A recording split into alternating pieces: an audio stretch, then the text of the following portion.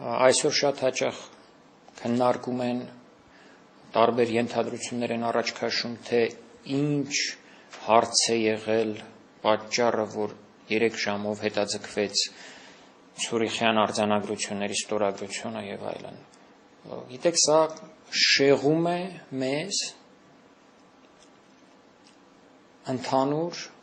գնահատականից, շեղում է հարցին ուղղակիորեն նայելուց, որովհետև թե ինչ են քննարկել, ինչ չեն քննարկել, ինչն է պատճառը եղել այդ ուշացման, ունի 5-րդական եւ 10-րդական նշանակություն։ Խնդիրը բոլորովին այդ հայտարարությունը չէր, որ պետք է աներ Դավութօղլուն կամ Նալբանդյանը։ Խնդիրը նույնիսկ այդ արձանագրություններն էլ չեն, անընդհատ այդ մանրամասնությունների մեջ, որ փորձում են մտնել, քննարկել, ենթադրություններ անել եւ այլն։ Լավրովը նամակ գրեց Նալբանդյանին, թե Քլինթոնը որոշեց եւ խնդիրը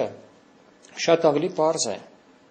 Հայաստանի քաղաքականությունն է խնդիրը Թուրքիայի նկատմամբ, որը շարունակվում է 18 տարի։ Այս քաղաքականությունը այսօր չի սկսվել։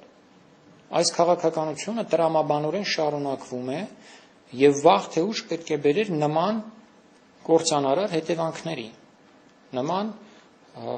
հակահայկական արձանագրությունների։ Հիմա եկել ենք հասել ենք արդեն այդ հանգրվանին։ Եթե այսպես շարունակենք, իհարկե լինելու են նաև հաջորդ անձնատվական ակտերը, վավերացում, այնուհետև թուրքական պետության խնամակալություն Հայաստանի Հանրապետության վրա։ Եվ տնտեսական առումով, եւ գաղափարական առումով, եւ մշակութային առումով, եւ մնացած բոլոր առումներով։ Այս է խնդիրը, որը այսօր մոռացվում է, խոսում են դետալների մասին։ Եվ ես կուզեի վերադարձնել բոլոր շահագրգիռ հայրենասեր ուժերի ուշադրությունը բուն հարցին։ Իսկ բուն հարցը դա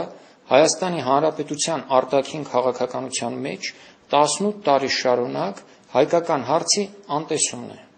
Թուրքիան կարող է եւ վավերացնել այդ արձանագրությունները, իհարկե հիմա Թուրքիան փորձելու է առավելագույնս շահել այս արձանագրություններից, ել ավելի մեծ զիջումներ կորզել Հայաստանից, այդ թվում Ղարաբաղյան հակամարտության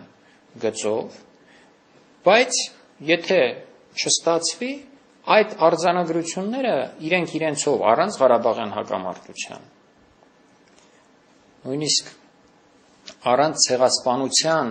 ճանաչման մասին այն կետերով, որ պարունակվում են, այսինքն ցեղասպանության հարցը քննարկող պատմաբանների ենթահանձնաժողով ստեղծելու մասին, նույնիսկ առանց այդ ամեն ինչի, այնտեղ կան այնպիսի անընդունելի կետեր, որոնք Հայաստանի համար